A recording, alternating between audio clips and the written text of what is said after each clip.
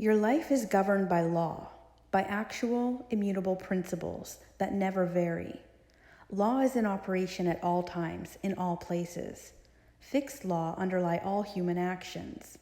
For this reason, men who control giant industries are able to determine with absolute precision just what percentage of every 100,000 people will respond to any given set of conditions. It is well, however, to remember that while every effect is the result of a cause, the effect in turn becomes a cause, which creates other effects, which in turn creates still other causes. So that when you put the law of attraction into operation, you must remember that you are starting a train of causation for good or otherwise, which may have endless possibilities.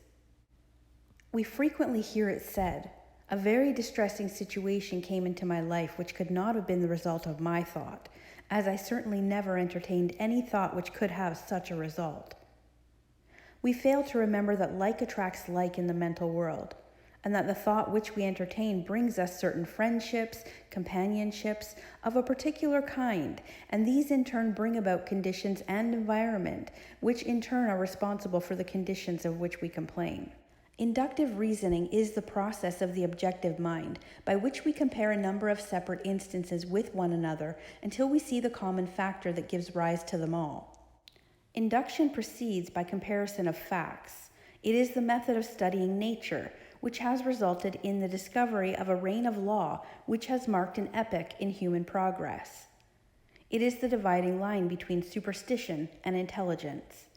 It has eliminated the elements of uncertainty and caprice from men's lives and substituted law, reason, and certitude. It is the watchman at the gate, mentioned in a former lesson. Like poles and like forces repel themselves or remain impenetrable to each other, and this cause seems in general sufficient to assign a proper place and distance to stars, men, and forces. As men of different virtues enter into partnership, so do opposite poles attract each other. Elements that have no property in common, like acids and gases, cling to each other in preference, and a general exchange is kept up between the surplus and the demand.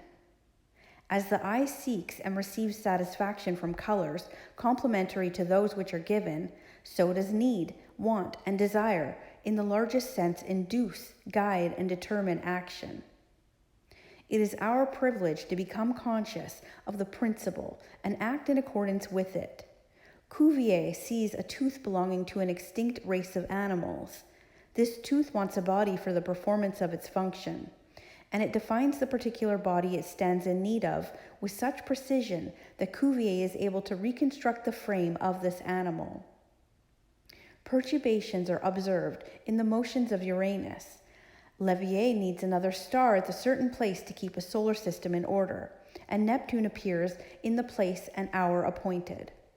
The instinctive wants of the animal and the intellectual wants of Cuvier, the wants of nature, and the mind of Leverrier were alike, and thus the results here in the thoughts of an existence, there an existence, a well-defined lawful want, therefore furnishes the reason for a more complex operation of nature. Having recorded correctly the answers furnished by nature and stretched our senses with the growing science over her surface, having joined hands with the levers that move the earth, we become conscious of such a close, varied, and deep contact with the world without, that our wants and purposes become no less identified with the harmonious operations of this vast organization than the life, liberty, and happiness of the citizen is identified with the existence of his government. As the interests of the individual are protected by the arms of the country, added to his own, and his needs may depend upon certain supply in the degree that they are felt more universally and steadily, in the same manner does conscious citizenship in the Republic of Nature secure us from the annoyances of subordinate agents by alliance with superior powers, and by appeal to the fundamental laws of resistance, or inducement offered to mechanical or chemical agents. Distribute the labor to be performed between them and man to the best advantage of the inventor. If Plato could have witnessed the pictures executed by the sun with the assistance of the photographer, or 100 similar illustrations of what man does by induction, he would perhaps have been reminded of the intellectual midwifery of his master, And in his own mind might have arisen the vision of a land where all manual, mechanical labor and repetition is assigned to the power of nature, where our wants are satisfied by purely mental operations set in motion by the will, and where the supply is created by the demand. However distant that land may appear, induction has taught men to make strides towards it, and has surrounded him with benefits which are, at the same time, rewards for past fidelity and incentives for more assiduous devotion. It is also an aid in concentrating and strengthening our faculties for the remaining part, given unerring solution for individual as well as universal problems by the mere operations of mind in the purest form. Here we find a method, the spirit of which is to believe that what is sought has been accomplished, in order to accomplish it, a method bequeathed upon us by the same Plato who outside of this sphere could never find how the ideas became realities.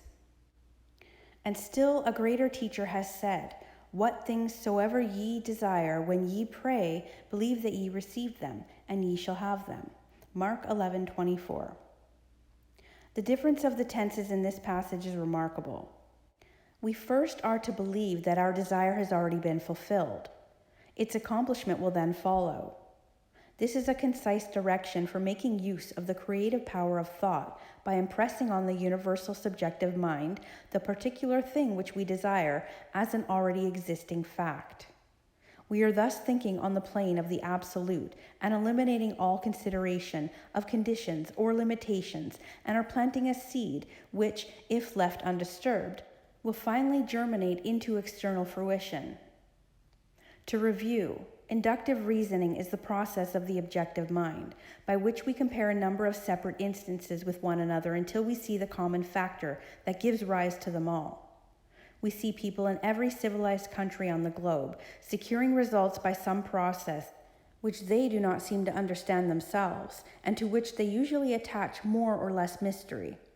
Our reason is given to us for the purpose of ascertaining the law by which these results are accomplished. The operation of this thought process is seen in the fortunate natures that possess everything that others might acquire by toil, who never have to struggle with conscience because they always act correctly and can never conduct themselves otherwise than with tact, learn everything easily, complete everything they begin with a happy knack, live in eternal harmony with themselves without ever reflecting much of what they do or ever experiencing difficulty or toil. The fruit of this thought is, as it were, a gift of the gods, but a gift which few as yet realize, appreciate, or understand. The recognition of this marvelous power which is possessed by the mind under proper conditions, and the fact that this power can be utilized, directed, and made available for the solution of every human problem is of transcendental importance. All truth is the same, whether stated in modern scientific terms or in the language of apostolic times. There are timid souls who fail to realize that the very completeness of truth requires various statement, that no one human formula will ever show every side of it. Changing, emphasis, new language, novel interpretations, unfamiliar perspectives are not, as some suppose, signs of departure from truth, but on the contrary, they are evidence that the truth is being apprehended in new relations to human needs and is becoming more generally understood. The truth must be told to each generation and to every people in the new and different terms, so that when the greater teacher said, "Believe that ye shall receive," or when Paul said, "Faith is substance of things hoped for," or when modern science says the law of attraction is the law by which thought correlates with its object, each statement, when subjected to analysis, is found to contain exactly the same truth, the only difference being in the form of presentation. We are standing on the threshold of a new era. The time has arrived when man has learned the secrets of mastery. A new faith has been born, a faith which demands a new form of expression, and this faith is taking form in a deep consciousness of power, which is being manifested in the present spiritual activity found on every hand. The spirit, which sleeps in the mineral, breathes in the vegetable, moves in the animal, and reaches its highest development in man, is the universal mind. And it behooves us to span the gulf between being and doing, theory and practice, by demonstrating our understanding of the dominion which we have been given. By far, the greatest discovery of all centuries is the power of thought. The importance of this discovery has been a little slow reaching the general consciousness, but it has arrived, and already in every field of research, the importance of this greatest of all discoveries is being demonstrated. You ask, in what does the creative power of thought consist?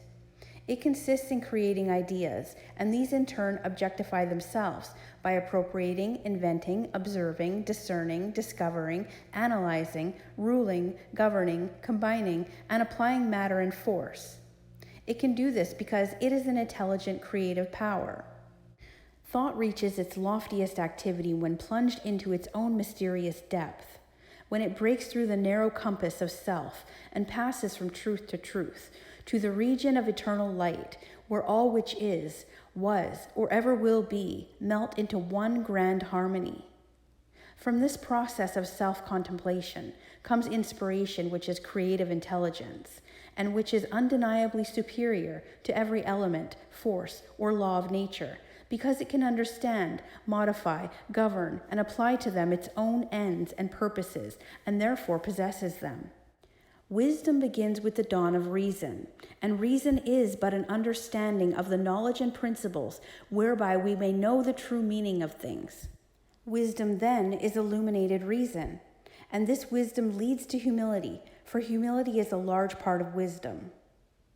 We all know many who have achieved this seemingly impossible, who have realized lifelong dreams, who have changed everything, including themselves. We have sometimes marveled at the demonstration of an apparently irresistible power, which seemed to be ever available just when it was most needed. But it is all clear now. All that is required is an understanding of certain definite fundamental principles and their proper application. For your exercise this video, concentrate on the quotation taken from the Bible.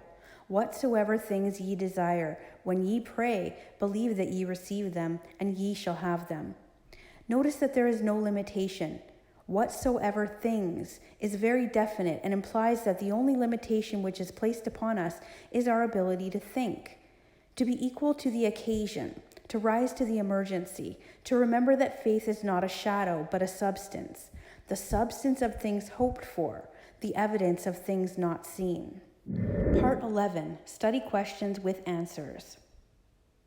What is inductive reasoning? The process of the objective mind by which we compare a number of separate instances with each other until we see the common factor which gives rise to them all. What has this method of studying accomplished? It has resulted in the discovery of a reign of law which has marked an epoch in human progress. What is it that guides and determines action? It is need, want, and desire, which in the largest sense induce, guide, and determine action. What is the formula for the solution of every individual problem? We are to believe that our desire has already been fulfilled. Its accomplishment will then follow. What great teachers advocated it? Jesus, Plato, Swedenborg. What is the result of this thought process? We are thinking on the plane of the absolute and planting a seed which, if left undisturbed, will germinate into fruition. Why is it scientifically exact? Because it is natural law. What is faith? Faith is the substance of things hoped for, the evidence of things unseen. What is the law of attraction? The law by which faith is brought into manifestation. What importance do you attach to an understanding of this law? It has eliminated the elements of uncertainty and caprice from men's lives and substituted law, reason, and certitude. So, what do you think? Let me know in the comments if you agree or feel differently. And thanks for watching.